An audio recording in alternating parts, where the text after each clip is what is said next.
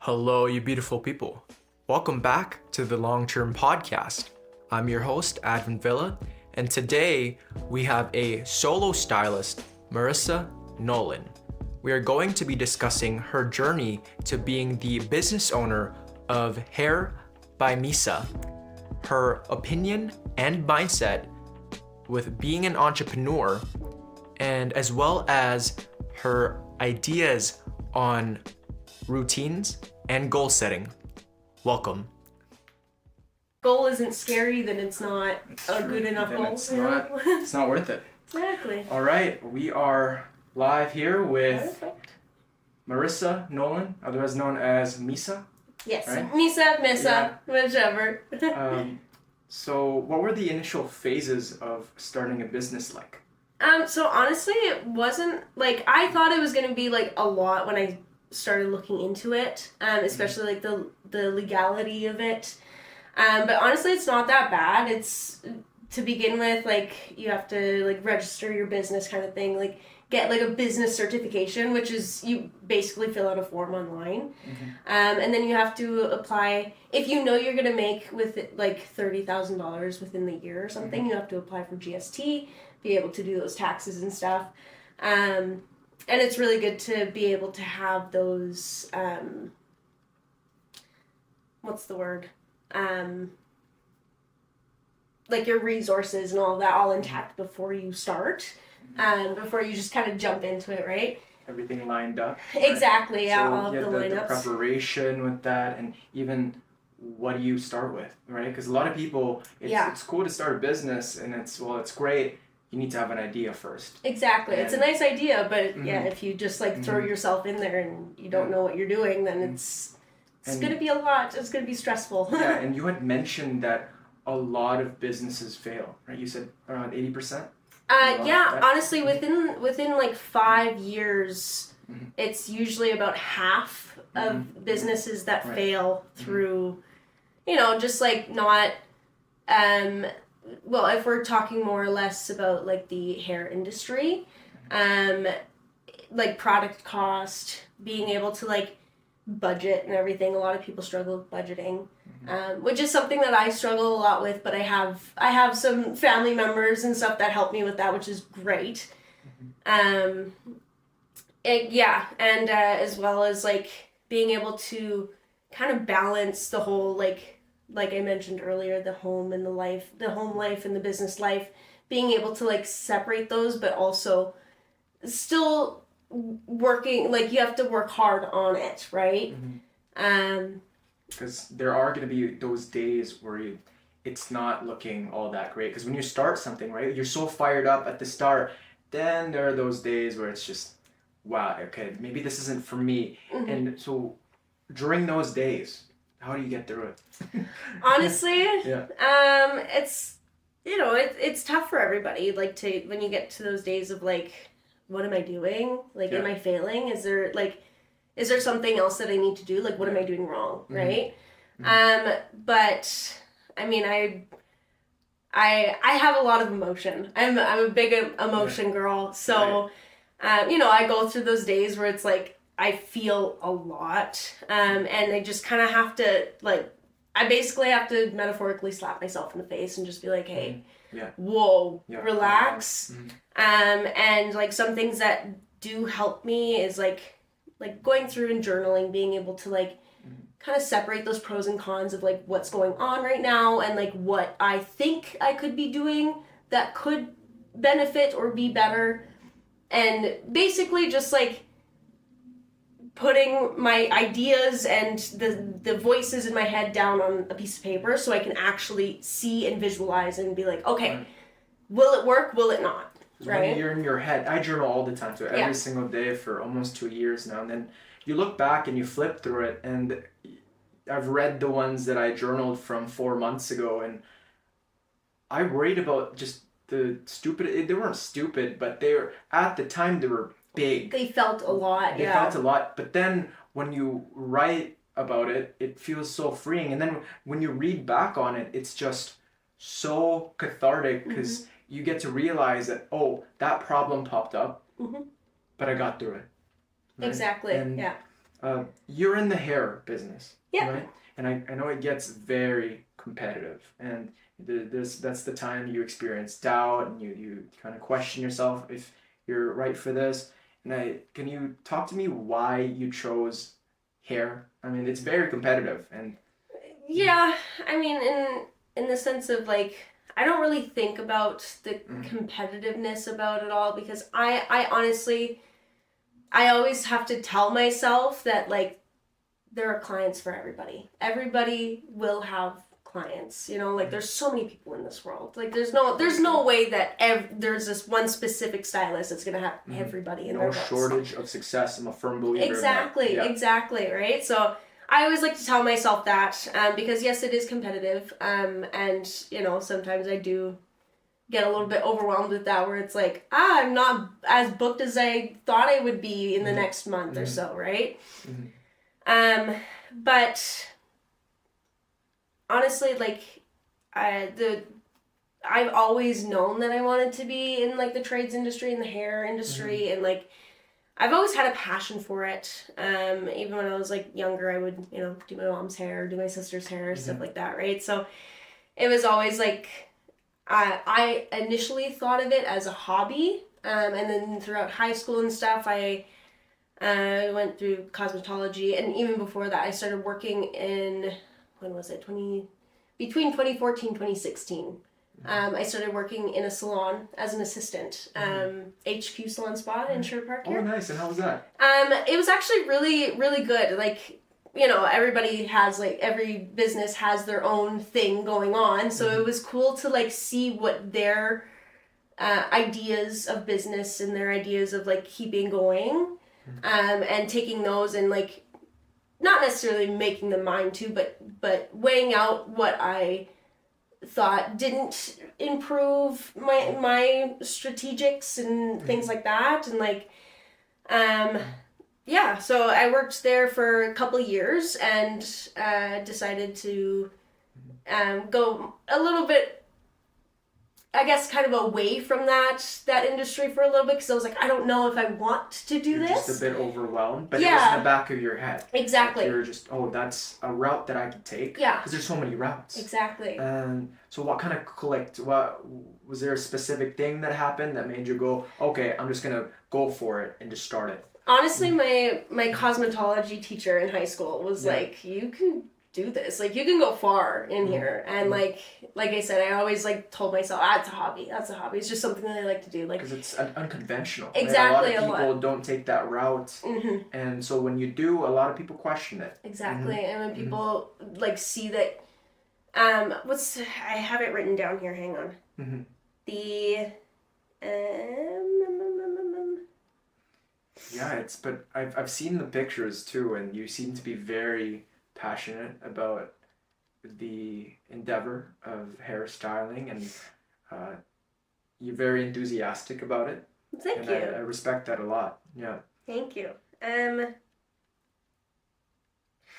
Anyways, to kind of sum that question up, it was basically just like my teacher told me, like, just try it out, figure it out, you know, like you'll figure it out. Yeah, she saw the potential, and like she saw how it brightened me up every time I walked in there, and doesn't feel like work. Exactly. Wait, I'm gonna play devil's advocate here. Could she just be saying that though because that's what she says to all the students? I mean, it could be. But you'd kind of know. You'd know, right? So was she being genuine? I honestly felt that she was being very genuine, and like she still reaches out to me here and there, and is, like tells me how proud she is of me, and is like, she's like, it's it's incredible to see one of my students like really take on this role that I knew they would, right?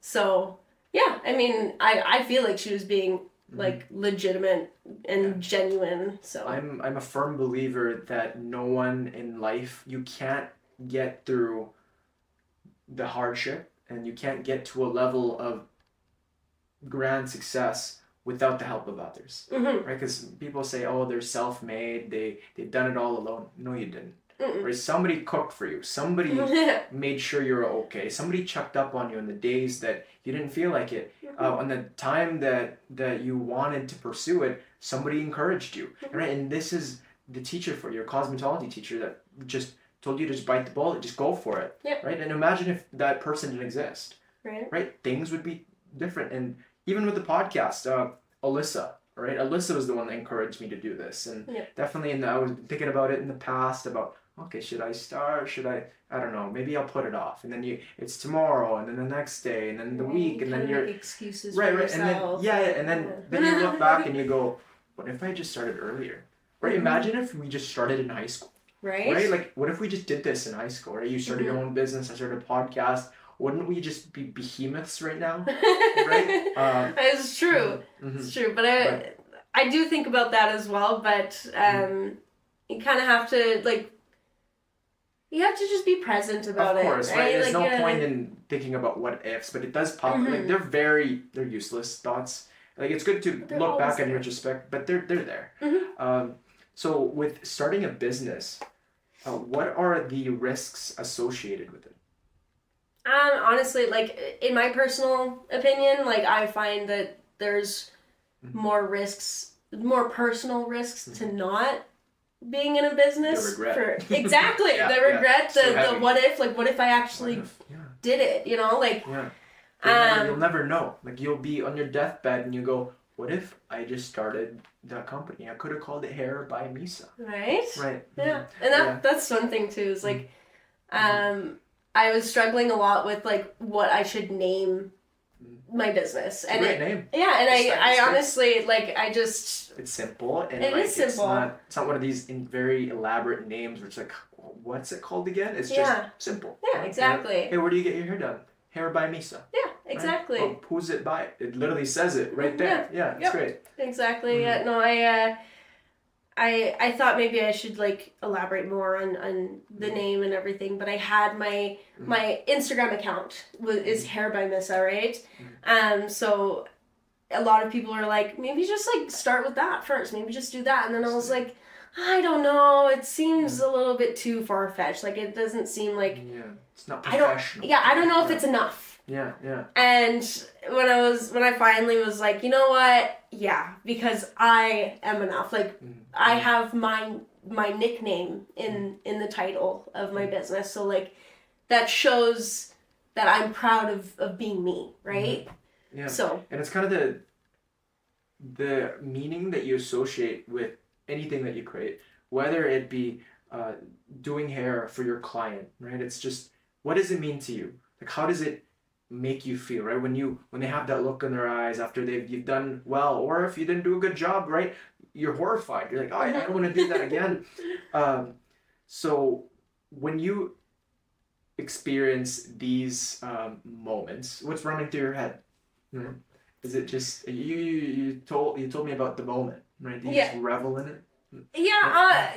Honestly, like I said, I'm a very emotional person.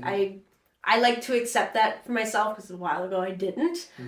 So I like to embrace my emotion. I like to, like, be able to, like, feel other people's emotions and everything. So, like, I do, when I know that somebody really likes their hair, it's like, wow. Like, yeah, wow. You're like, Yeah, wow. beautiful. Like, I feel so, like, not even, like, I don't, like, yes, it's pride for myself, but it's also, like, that feeling of, like, just, like, full-on gratitude of, like, I know what you're talking about. Yeah, I love that I was able to make this person feel so beautiful in their own skin. Given this opportunity to see this person just go from just, okay, like, you guys are having a conversation, to ecstatic, to exultant, and just euphoric almost Exactly, sometimes. Yeah, it's like that, you get that, like, rush, that, like, that high feeling, you know, you're like, oh my gosh. Because it's one thing to do things for yourself, right? Like, I make myself a meal, right? And, well, it's great,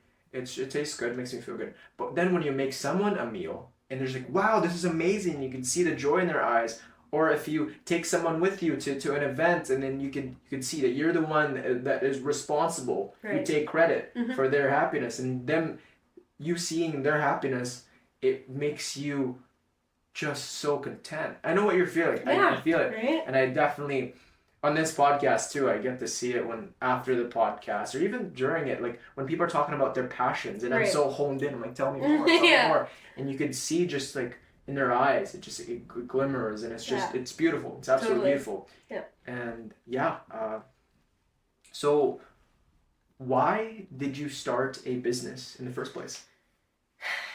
So I had been like in the hair industry on and off for it's like since like 2015, right? Like I said. And there was things that I took from people that I worked for and with, and like businesses that I was working for. And a lot of the mindset when it comes to like a big salon is like hustle century. Like it's like, you know, go go go. You Grind gotta like every day. don't even think, just do, right? Which a lot of the times is very overwhelming for me. So I wanted to take that type and like that feeling and that the hustle century and just throw it out the window. I'm like, I'm done. You want to change kind of that paradigm. Exactly. I want to be able to feel at peace with myself. So then when my clients sit in my chair, they feel that energy. They feel that emotion of They're like just not a number. Yeah. Yeah. I want to feel calm and at peace and be able to like think my own thoughts and be able to just, you know, be able to connect with my clients. Like I feel like a lot of the times when I was working behind the chair, yes, I connected with my clients. Like it was, you know, I built a little bit of that client base, but it was more or less like you didn't get those like deep, like gut-wrenching conversations, like, which, you know, some people aren't comfortable with, but there are other people that want to talk about that want to be able to feel safe and have that environment to express their feelings with certain conversations. And a lot of the times I felt like there was a lot of restraint because it was so busy. There were so many people around. There was, you know, all of this, all of that. And I was like rushing to get all the color in her hair and all of this and all of that, right? So I personally, when I go to the salon, I want to feel calm. I want to feel chill. I want to be able to just like, you know, relax and be able to hear my stylist, right? Like hear the conversation between us two rather than all of this noise. Because my head is already noisy enough. I don't need more background noise, right? Yeah. So, which, I mean, a lot of people do enjoy like that, like fast pace, which is great. But personally, I don't. So that's why I initially wanted to start my business, is because I wanted that serenity. Yeah.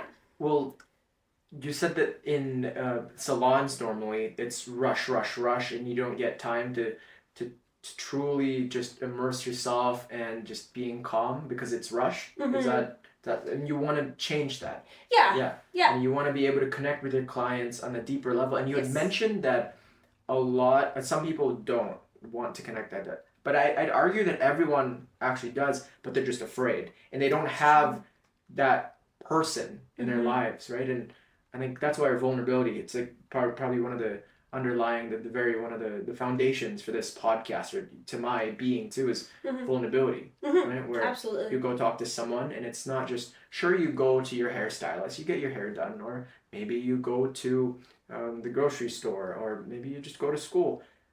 But there's gonna be a lot of stress going on in everybody's lives, and you don't understand what anyone's going through. But to be able to connect fully with someone authentically and just deeply, at a deeper level. Absolutely. You ask the questions, you listen to them, and you just let them talk, and eventually it flows. And I think and that's kind of what you've been implementing. Yeah.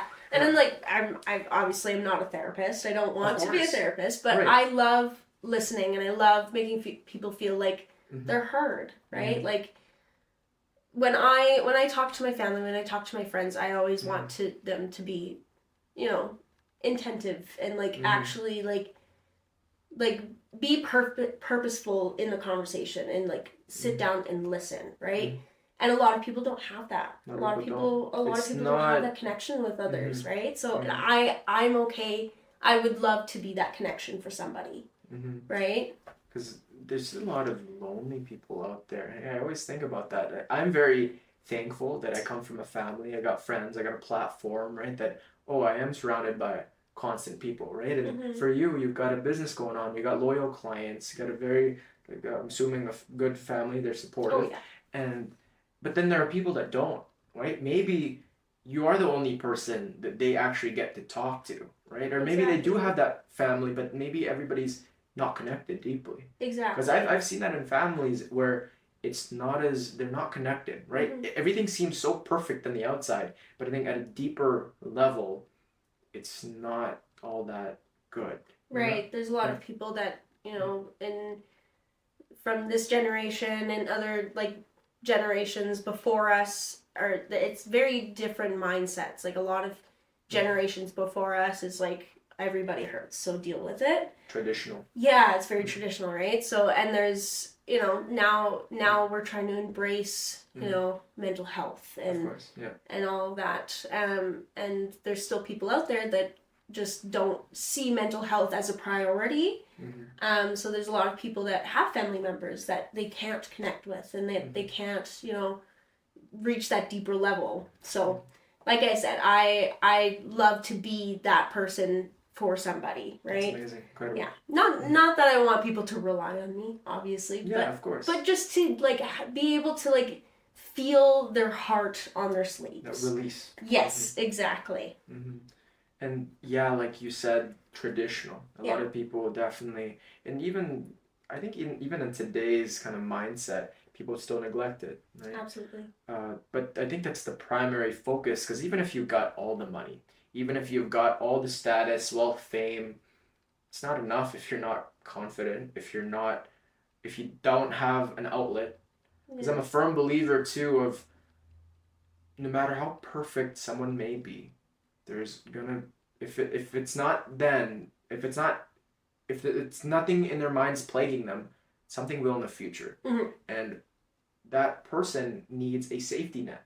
Absolutely. And we all need to group together and be there for those people. 100%. But yeah, no, what you're doing with your business, definitely it's like another side of you, right? Like what message you put into your business, what the purpose, the intentions, that's ultimately the culture that you're going to create. Yeah, 100%. I felt that way when I was working at other places where the culture is not as positive and everybody just complains a lot. Everybody talks smack about everyone. Right. And it all starts from the top. And you're the CEO. Right? Pretty much, yeah. Yeah.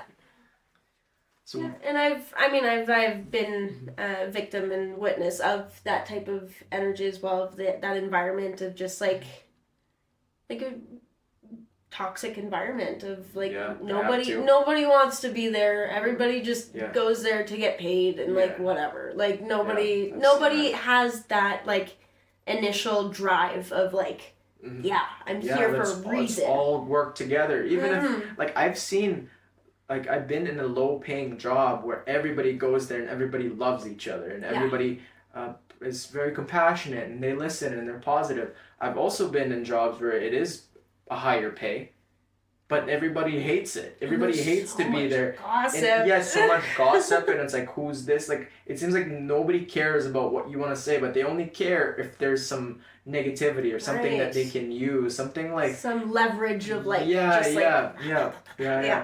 But definitely, it all starts from the top.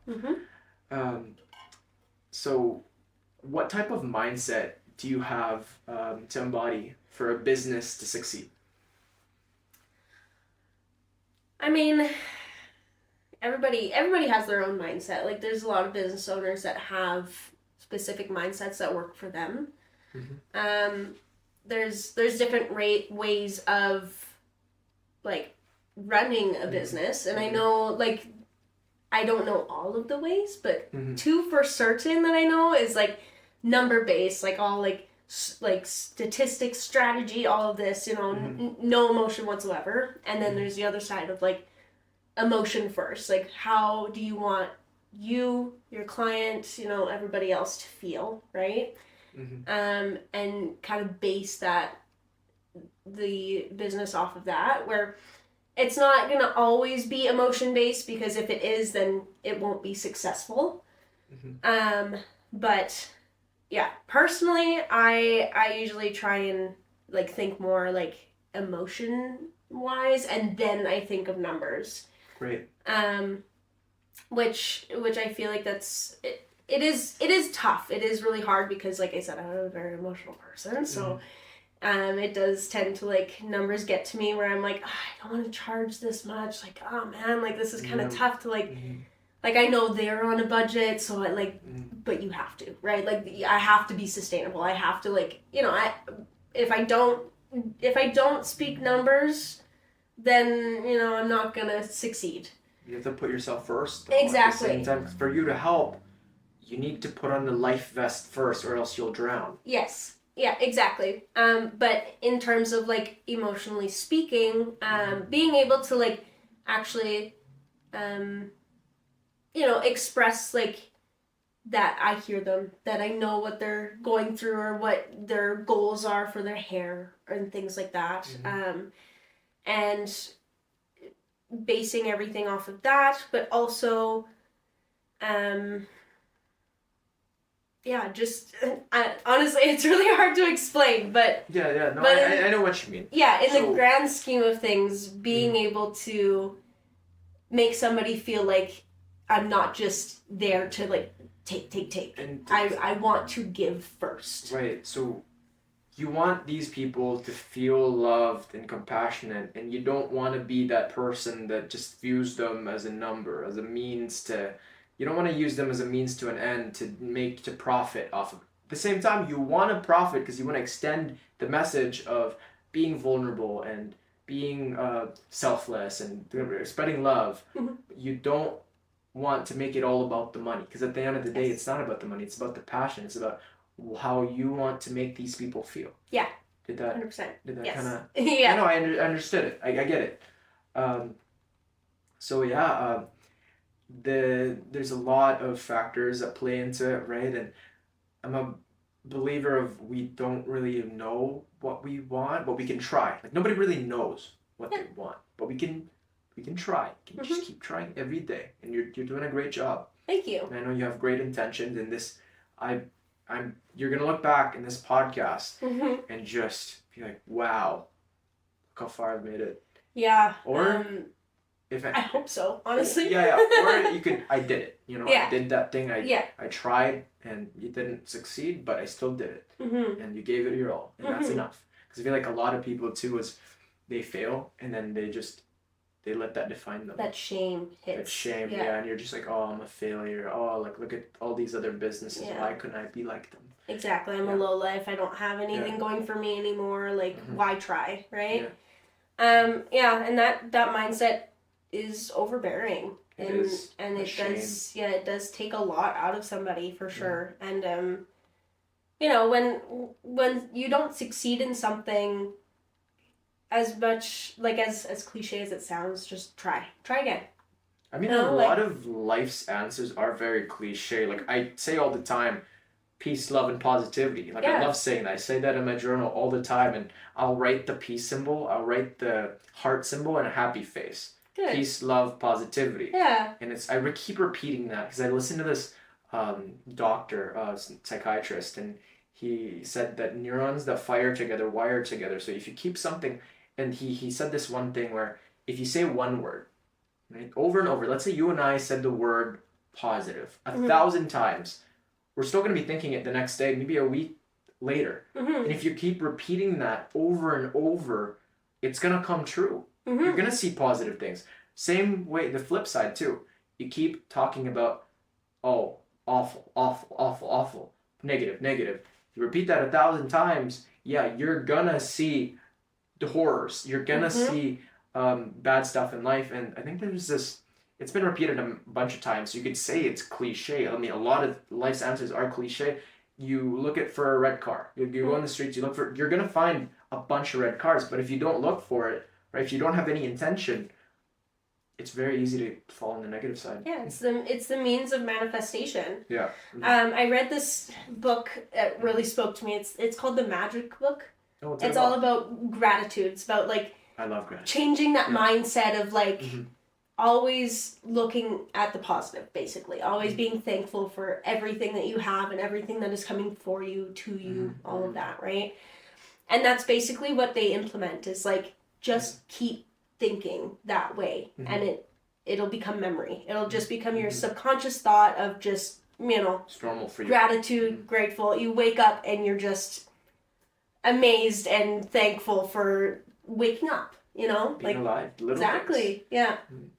I'm gratitude for gratitude itself. I heard that in a Jason Mraz song, and I'm like, yeah, what if gratitude didn't exist? That'd be awful. What if positivity didn't exist? It'd be so the world would be so actually blue, like just so gloomy. Yeah. Then it'd be vain. And it'd be like things that would fuel people are just the vain stuff, like greed, and it'd be all superficial. Right. But yeah, gratitude is so powerful. Can you? You were also saying, I can't remember which podcast you were talking about it in, but I was listening into one of the podcasts, and you were saying that, oh no, it was with you and Alyssa. Right, yeah. The one where you were saying, like, what if there was, like, everything was perfect, too? If you think about it, what if everything was perfect? Then what would be the point? Then it wouldn't be perfect. Yeah. If everything was perfect, then what's the point? If death, because the end, I think the darkest thing is death, right? At the end of it, right? Losing a loved one, or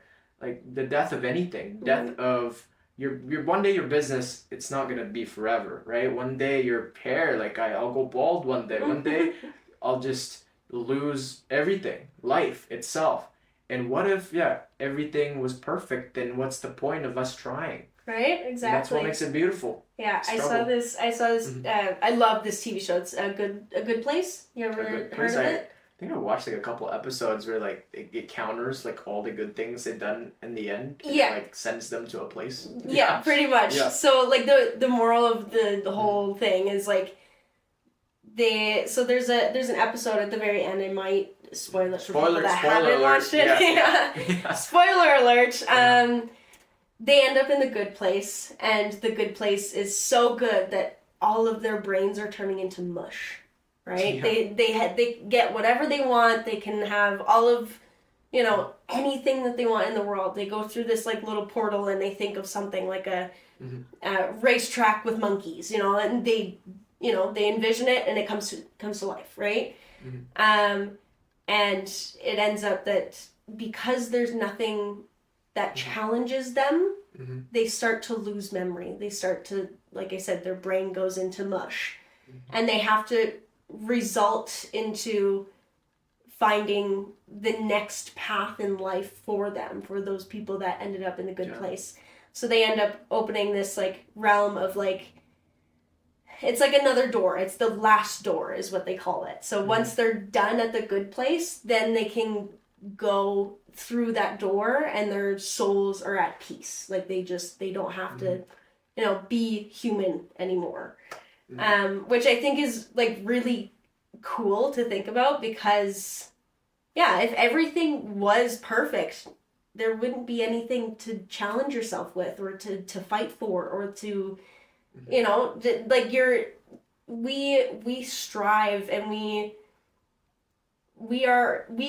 there is no way we can be the best versions of ourselves if there are no like other aspects in life other than just perfection. It's the beauty in the struggle. Yeah. That reminds me, too much sunshine creates a desert. Yeah, I remember you saying that too. Chocolate cake all the time, you're gonna feel sick. Margaritas on the beach all the time, vacation time, you're gonna want to go back. You're gonna want to go back to work. Yeah, exactly. And you get the cabin fever, you get stir crazy. That reminds me of the people that I've met and the stories that I've heard too of people devoid of struggle in their lives, and they were born and their parents were already rich. They've already, when they're growing up, everything was just handed to them. And I've talked to some of those people, and actually they're not happy. They're not. No.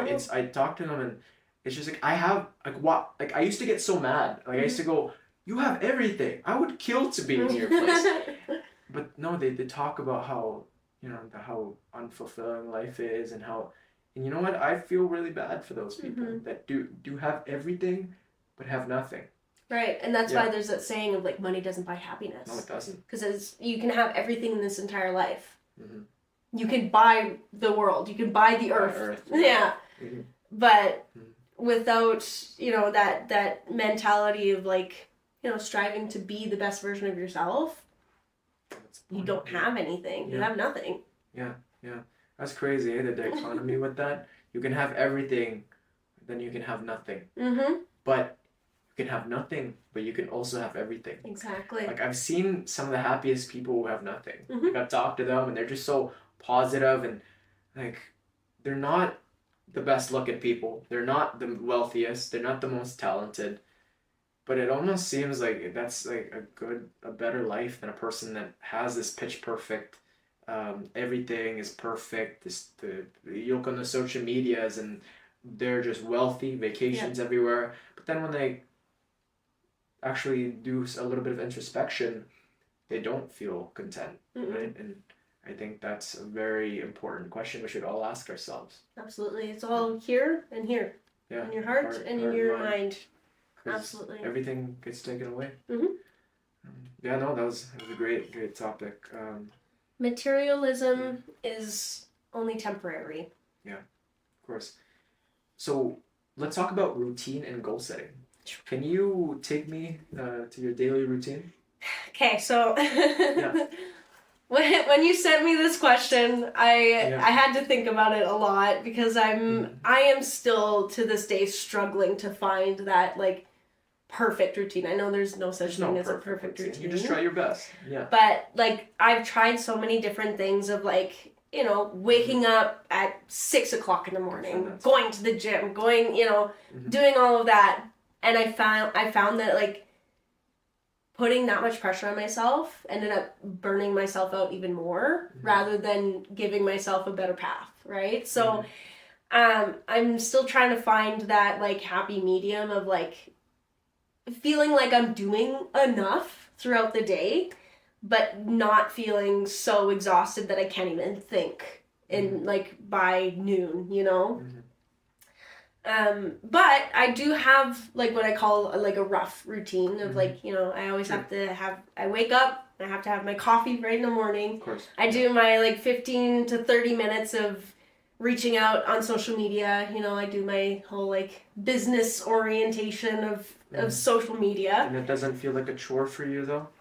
Sometimes. Yeah. Sometimes I have to force myself to do it because to be quite honest, I honestly don't enjoy social media because how, like, it's just, there's so many fake people, right? Superficial. It's very superficial. So, I have to, like, kind of push myself to do it, but it makes it better because I know I'm being as real as I can be without making myself look like a negative Nancy, obviously, right? Like, I don't want to, like, highlight all the negatives, but I also don't want to highlight all the positives. Of course. And for some reason, I still need to figure this out. I'm still trying to figure it out, but putting myself out there on social media is scary for me. Like, being able to, like, having to, like, put my personality on there, I'm like, hang on. This is weird. This feels odd. You're not alone. I'm the same. Yeah, absolutely. So I still struggle with that a lot, but I every morning I have to do my at least 15 minutes, but it has to feel good. Purposeful. Yeah, it has to feel. So I had a business coach. Her name was Carly Ann. Okay. Super amazing girl. Like, I love her so much. She's based in Ontario, but she does like her virtual business coaching, which is incredible. And she said to me one day that she was like, if I know social media is not great for you. Like, I know it's not like your favorite thing in the world. But if you're on social media and you feel like, I don't want to do this. I'm sick of it. I don't want to post today. Then don't. You don't do it. No one's forcing you. No, right? Because if you're going in it with a negative attitude, you're going to spread that negative attitude, right? Like, energy is such a like misconstrued thing. Like, it goes everywhere. The juju. Right? Yeah, the juju. Yeah, exactly. So when your intentions are negative on social media, people will feel that. Subconsciously, they're not gonna be like, all right, man. But like, you get those negative comments and you're like, yeah, right? ouch, So it's like the same thing, right? Like if I post something on social media just to post, I'm like, whatever. Like I have to get rid of it for the day, Then it's not intentional. It has a negative meaning behind it. I have no, like, it's not purposeful. I'm not like actually putting my heart and soul into it. So what's the meaning of it? Like there's no point. So don't do it. But usually what I like to do to kind of avoid that situation and still like let myself be on social media for like 15-30 minutes in the morning, instead of thinking about what to post or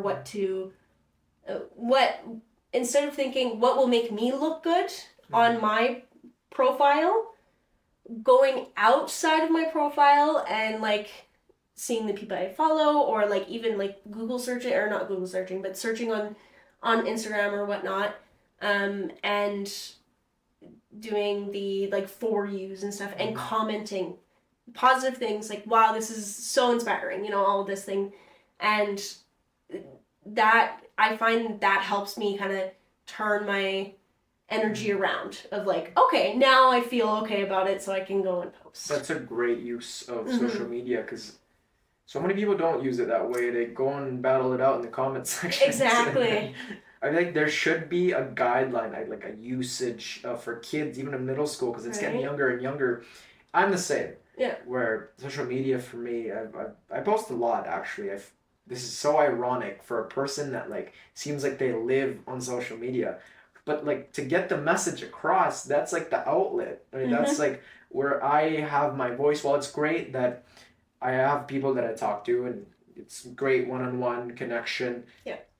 Social media is something that will stay. Oh yeah. If anything, somebody will come up with something more potent. And it's just when you're scrolling through this, right, and you see everybody's highlights, you get to compare your life subconsciously with theirs, but you don't really know that person, right? Like if a person were to scroll through my social media, they just see that, oh, I run marathons, I have friends, right? And I have a podcast, and I'm always smiling, and it seems like I'm never unhappy.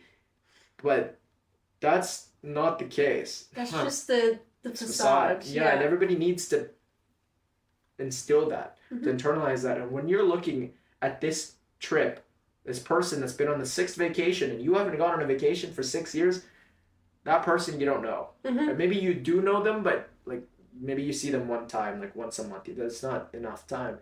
Even if you know them, you don't actually know them. You know what I mean? Right, and their priorities and their goals would be different than yours, right? Yeah, so their priority might be traveling 6 times within a year. Of course, yeah. Yours is not. Yeah. Even though you're like, I wish I could get out and travel, but that's not your mindset. That's not that's not the priority that you have at that time, right? So. Yeah. Yeah, that's something that I have to think about too all the time, because I'm like, I wish I could go on vacation just right now, but that's not where my head is at. That's not where I need to be. But then again, though, you say that, but I think you'd be much happier growing your business, being with the people. Yeah. Right? Because I thought that way too, where it's this random idea pops in my head because I see that somebody's enjoying it, and then I go and do that thing, and I'm like, this actually doesn't make me happy. I just saw that because that's what society told me. Right. That it would make me happy. Exactly. Right? Like I used to think like fashion, like all these design like shoes that were branded, all these like shirts, and that it made me happy. But then I realized, wait, I'm only doing that because everyone else is doing it, and what do I actually want? Right. So I don't buy really any clothes. I don't cater towards what society. It does have an influence on me still, I want to be honest, but not as much as before. Right. But yeah, it's great that I'm constantly growing, and yeah. So what vision do you have or before we get to that question, how do you set a goal? How do I set a goal? Daily, So weekly, monthly, yearly? I usually think about like the big main goals, which is like for me it's like the yearly goals or like every like the 5-year goal kind of aspect of everything. And I kind of break it down within like the months and the years or and the weeks and then the days kind of thing. Um, because if I don't, I feel like if I keep thinking of that, okay, I need to get there, I need to get there into that yearly main goal, it's too much for me. It's way too overwhelming. I feel like it's like I'm not getting there fast enough, right? So being able to set like smaller goals within the months, I usually do like months or like bi-weekly kind of thing. Helps me a lot where like especially when it comes to like money, for example. Like I'm just gonna put a wild number out there. Like I want to make $100,000 this year, right? If I think about $100,000 right now, I'm like, oh, scary. That is so much money. How am I supposed to make that, right? Within 365 days. But then, you break it down and you're like, okay, well, I guess it's technically, if you think about it, there's 12 months in a year, right? If you make, a certain amount, it doesn't have to be consistent every month, but if you make a certain amount, like you only need to make a few $1,000s a month. That's usually what you get anyway throughout like a regular 9-to-5 job anyway, right?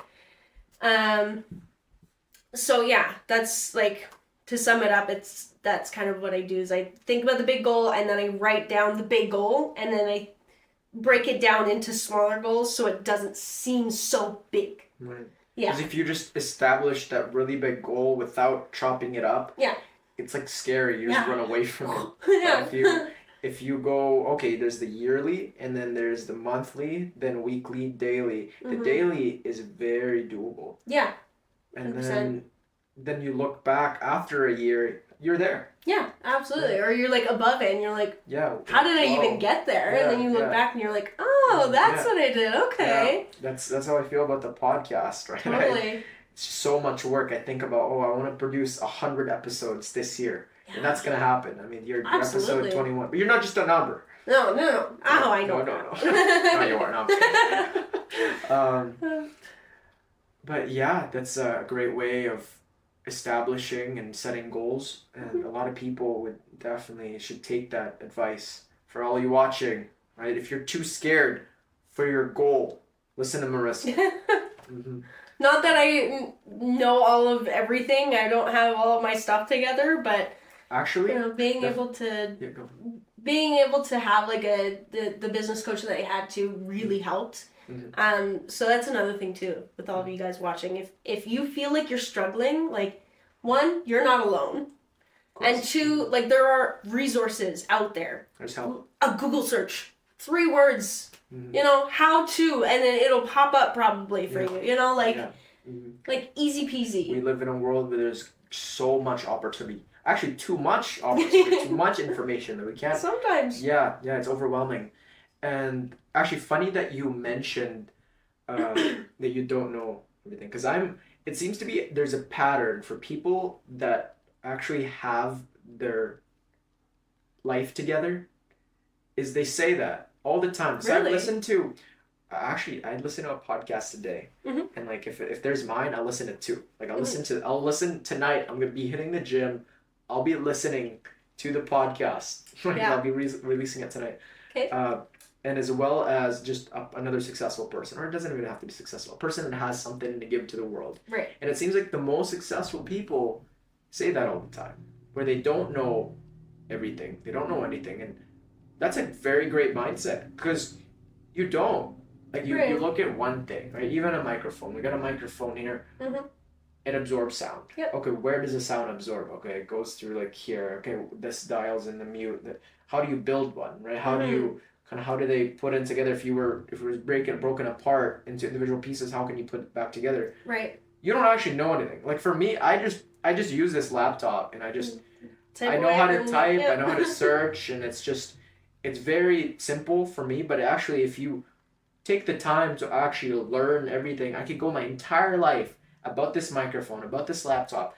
about an apple, and it still wouldn't be enough. There's like these different GMOs. Everybody's breakdowns. Yeah. But yeah, do you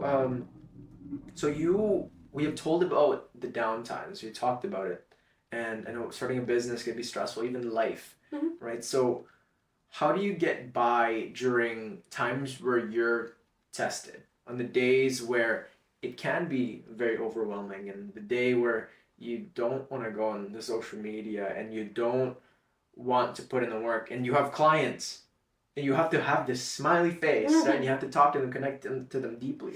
What do you do?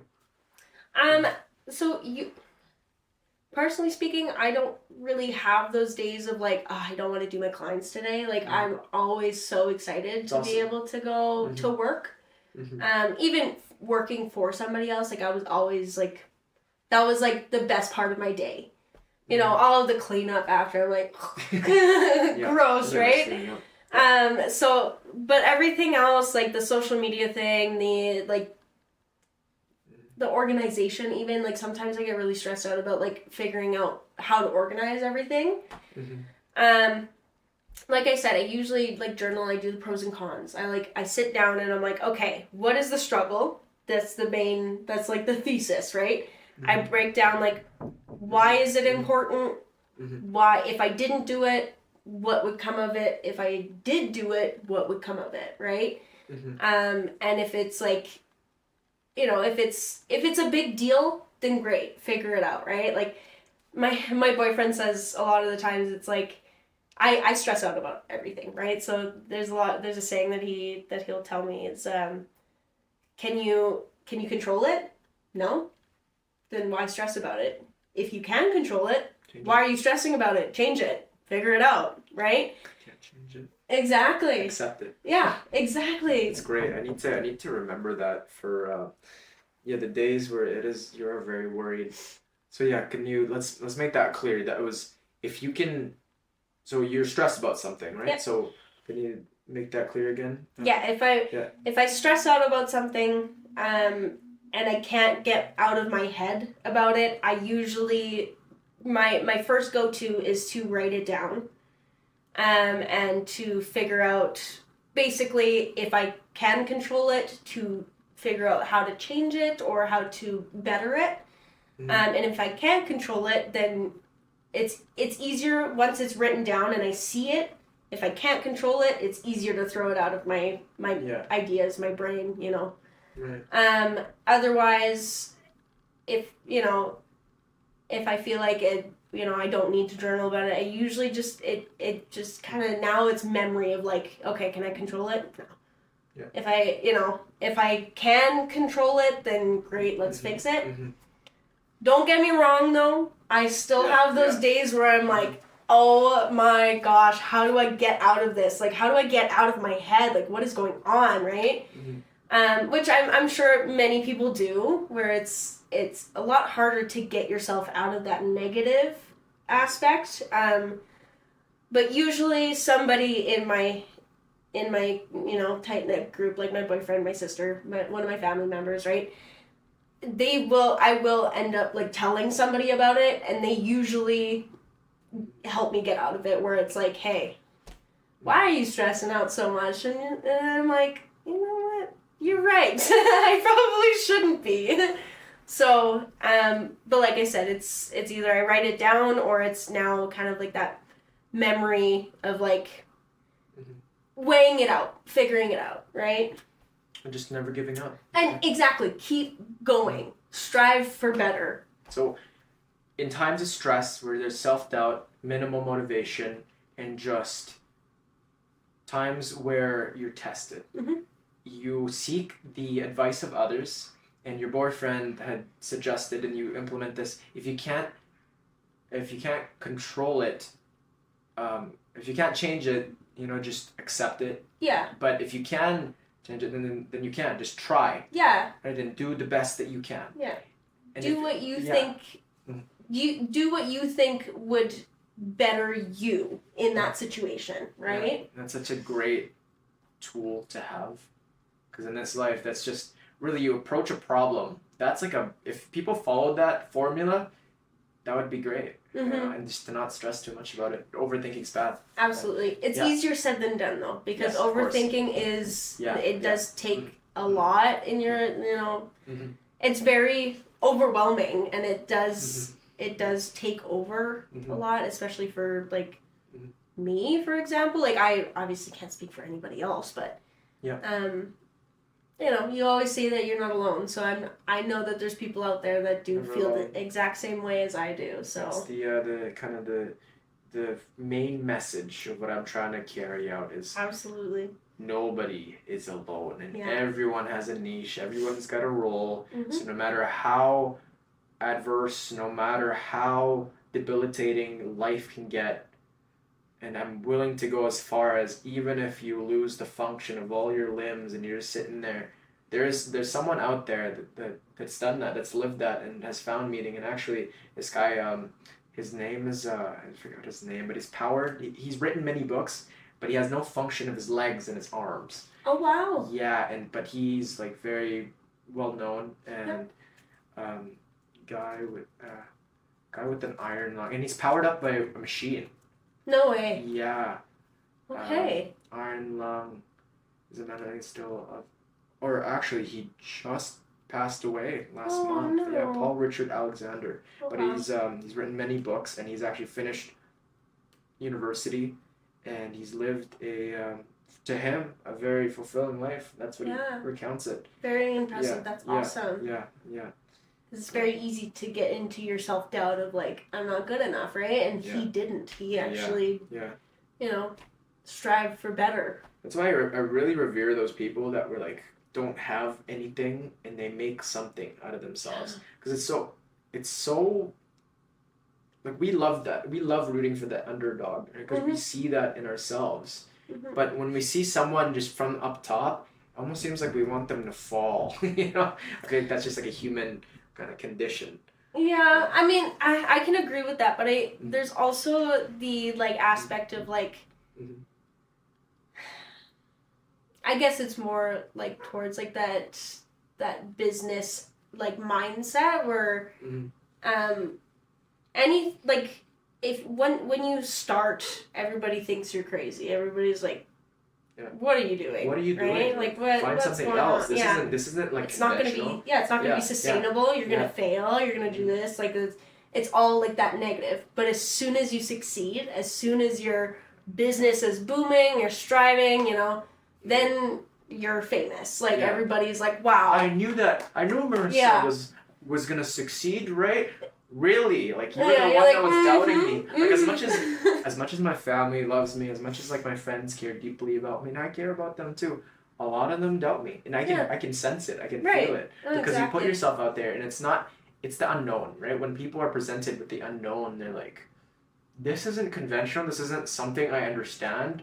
I'm gonna advise them to not do it, because and to no fault of their own, they're just thinking that's the best for you. Right? It's subconsciously projecting. Yeah, but you have to do what's best for you because you know yourself better. Yeah, absolutely, 100%. And last question: what would you say to someone who is hesitant about starting their own business? There's a lot of aspects that could go into starting your business, but if you know deep down in your heart that you can do it, do it. Find the resources that will help you be better and go for it. Honestly, like, that's really all I have to say about it. Like, everything in life. Yeah, just do it. Just do it. Like, you're thinking about it right now. Are you gonna wait another hour? Are you gonna wait another day, another week? Exactly. Another month? Another year? Yeah. Maybe 10 years, 40 years, right? And I've heard that so many times. And then when you're on your deathbed, then what? You're going to wish, I should have done it. What if? Right? What if? Should have? Could have? Yeah. And usually when somebody is hesitant, it's usually a base of, like, fear, right? Fear. You're scared because you don't know what is going to happen. You only know the now. You don't know the later, right? But I hear this a lot, actually, and it's if a goal is not big enough, and if a goal doesn't scare you, it's not big enough. Nothing worth having comes easy. Exactly. And I listened to this guy, and he said he's been playing with this. He's a very successful guy. I forget his name. His name's like Alex, and he's just he had this company called Gym Launch, and he was just on a podcast with this other very credible podcaster, and he goes to say he's been playing with the idea of what would I do? What would he do if he wasn't scared? What would and then I asked myself, what would I do if you're scared? What would you do, right? If you weren't afraid, you'd do everything. Do it. Yeah, you'd do it. Right? You'd do everything. Yeah. And anything. So, yeah. That fear base is just like your brain telling you that it's new, basically, right? Like the brain is always better off when it's comfortable. Right? Because that's what we search for. That's what you know. That's what is. Yeah, that's what's easy. Like, why go and start a business when I can just stay home, watch Netflix, call my friends over, or drink, maybe order some pizza, and you can do that every day. And like you said, right? Nothing is like you got to put in the work. You just got to do it. Yeah, 100%. But yeah, that's pretty much everything. Unless you wanted to go on a different topic or no, anything. honestly, I think I think we got a good convo out of this. It was great. I'll be listening to this tonight, and I'm sure a lot of people will too. As will I. Yeah. Thank you so much. I mean, the message that you're carrying out forward to your clients and to life itself is very inspiring, and I think this is just the beginning. I think you're gonna look back on this day, and you're gonna have learned so much. And I already know it. I already feel it. I'm like, this is such a great opportunity to look back and just be happy that I did it. Even like be happy that this is a new journey. This is so cool, right? My favorite part of the podcast was definitely about gratitude. Yeah, absolutely. Talking about that just with someone, it's just like, I feel so content. Right? But yeah, thank you. This is Marissa Nowlan, otherwise known as Missa. Yes. Yeah. As always, everyone, you are not alone. Everybody's got a place in this world, and keep it long term. Peace.